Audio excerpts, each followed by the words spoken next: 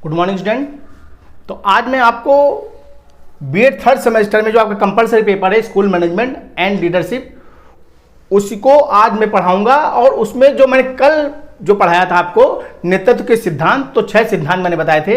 एक बात तो जो 6 सिद्धांत बताए थे उसमें 3 सिद्धांत मैंने कल बताए थे और 3 सिद्धांत मैं आज बताऊंगा। तो जो कल मैंने 3 सिद्धांत बताए थे वो बताया था महान व्यक्तित्व का सिद्धांत, शील गुण का सिद्धांत, व्यवहारात्मक सिद्धांत, और आज मैं बताऊंगा आकस्मिकता का सिद्धांत, विनिमयात्मक सिद्धांत और परिवर्तनकारी सिद्धांत। इसमें 6 सिद्धांत थे, तो जिसमें कल मैं इस विषय पर डिस्कस कर चुका हूं और आज मैं 3 विषयों पर डिस्कस करूंगा। तो पहला है आकस्मिकता का सिद्धांत, कंटिजेंसी थ्योरी। यानी कंटिजेंसी थ्योरी क्या है? आकस्मिकता। जैसा कि नाम से आपको स्पष्ट है कि नेतृत्वकर्ता या आकस्मिकता का कोई तर्क नहीं है, किसी तर्क पर आधारित ये नहीं है।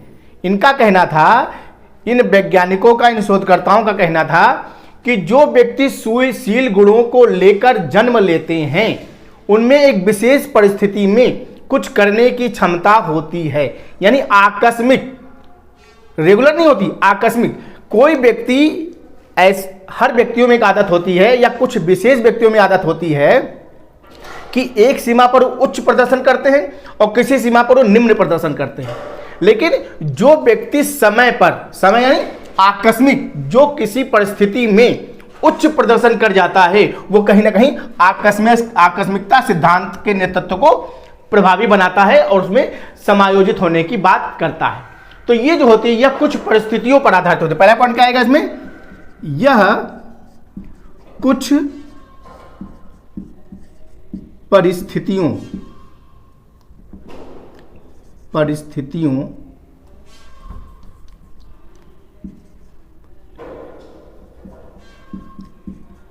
यह कुछ परिस्थितियों पर आधारित होती है। यह कुछ परिस्थितियों पर आधारित होती है, इसीलिए इसको आकस्मिकता का सिद्धांत कहा जाता है। दूसरा पॉइंट, यह शील गुणों का विस्तार होती है। यह शील गुणों का विस्तार होती हैं। तीसरा पॉइंट, यह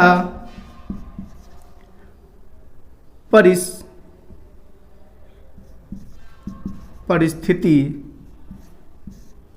से संबंधित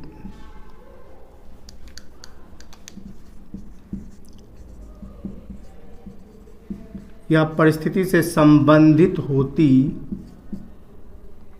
है।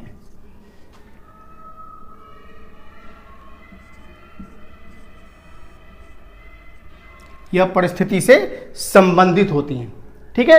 और चौथा पॉइंट आएगा इसमें, जो विशेष है वो ये है कि यह नेतृत्वकर्ता को समय पर मोटिवेट करने का काम करती है। यानी कि नेतृत्व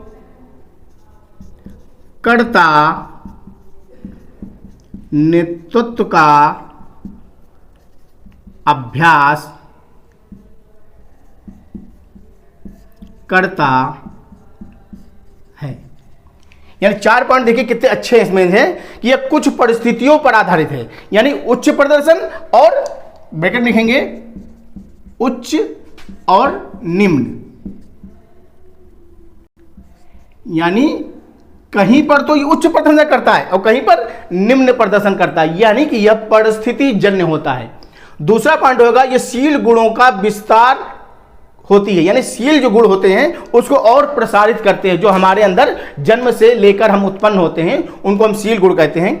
यह परिस्थिति से संबंधित होती हैं, यानी परिस्थितियों के अंदर कहीं ना कहीं यह संबंधित होती हैं। और चौथा पॉइंट है, नेतृत्व का अभ्यास करता रहता है। जो नेतृत्व करता है उसमें नेतृत्व का अभ्यास होता रहता है। समय समय पर किसी न किसी माध्यम से, किसी न किसी संगठन को, किसी न किसी कार्यों को वह क्या करता है, उसमें लगा रहता है। तो हम कह सकते हैं कि ये चीजें आकस्मिक होती हैं, आकस्मिक परिस्थितियों में होती हैं। और ये कब होता है? जब उसके अनुयायी कम क्रियाशील होते हैं। तो ये कब होगा परिस्थिति? जब अनुयायी कम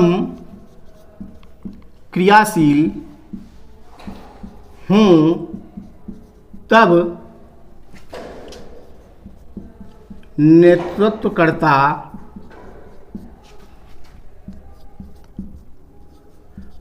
प्रेरक की भूमिका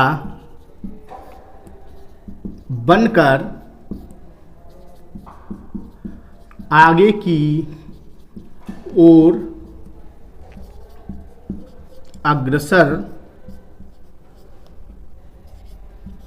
करता है। आगे की ओर अग्रसर करता है यानी जब उसके अनुयायी कम क्रियाशील होते हैं तो आकस्मिक यानी एकदम से जो वो होता है, नेतृत्वकर्ता होता है, वो क्या करता है? उसको प्रेरित करने का काम करता है, संगठन को प्रेरित करने का काम करता है, यानी आकस्मिक रूप से सिद्धांत लागू हो जाता है। क्लियर है? दूसरा आते हैं आपको विनिमयात्मक सिद्धांत। तो विनिमयात्मक सिद्धांत, विनिमय से क्या तात्पर्य है? विनिमय से होता है लेन देन। तो पहले के समय में क्या था कि हम वस्तुओं का विनिमय करते थे। विनिमय यानी वस्तुओं को बदल लेते थे। जैसे मान लो किसी के पास चावल है तो चावल के बदले गुड़ ले लेता था, किसी के पास गुड़ है तो गुड़ देकर गेहूं ले लेता था। तो ये क्या है? विनिमय यानी लेन देन। लेकिन लेन देन शब्द कहां से आया? तो जो लेन देन शब्द आया वो आया प्रोत्साहित करने से, यानी कि मोटिवेट करने से। तो हम किसी चीज को मोटिवेट कब करते हैं? जब हमें गेहूं की आवश्यकता है तो हम मोटिवेट हुए कि हम अगर ये चीज फला व्यक्ति को दे देंगे तो आसानी से दूसरी चीजों को हमको वापस कर देगा। तो ये विनिमयात्मक सिद्धांत जो है इसी थ्योरी पर काम करती है। तो पहला क्या है? इसमें प्रभावी लेन देन की परिस्थितियों में परिणाम छुपा होता है। इसमें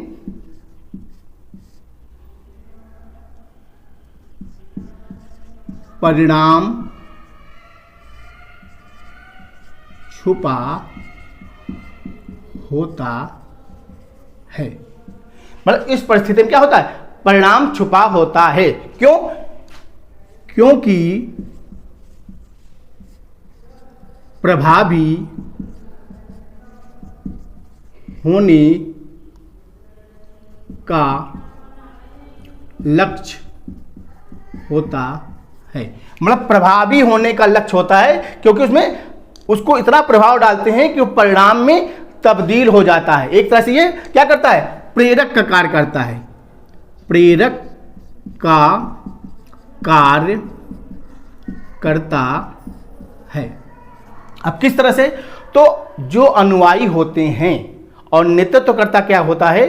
उनको कुछ काम या टास्क देता है, कोई कार्य जब देता है तो उन कार्यों को जो उसके अनुयायी हैं उससे प्रेरित होकर, प्रेरित कब होते हैं? जब उसको कहीं ना कहीं कुछ प्राप्त होने की संभावनाएं रहती हैं। तो उसको हम कह सकते हैं पुरस्कार या सजा।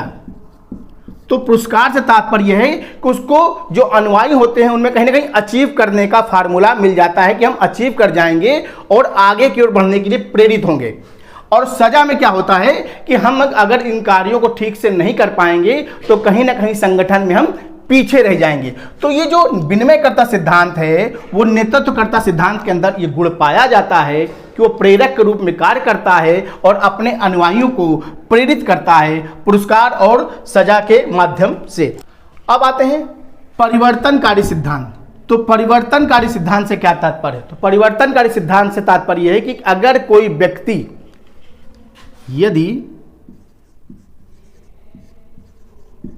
कोई व्यक्ति अन्य व्यक्तियों के संपर्क में आता है और उनमें पहले की स्थिति से बाद की स्थिति में परिवर्तन ला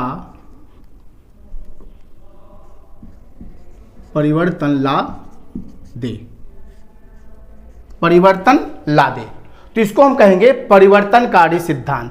ये कहीं ना कहीं व्यक्तियों से क्या होता है, संबंधित होता है, और ये जो नेतृत्व करता है वो व्यक्तियों से संबंध बनाकर चलता है, क्योंकि नेतृत्वकर्ता वो जानता है कि हमारे अनुयायियों में क्या क्या क्षमता है और उन क्षमता को किस प्रकार से हम परिवर्तित कर सकते हैं। तो वह अनुयायियों में प्रेरणा स्वरूप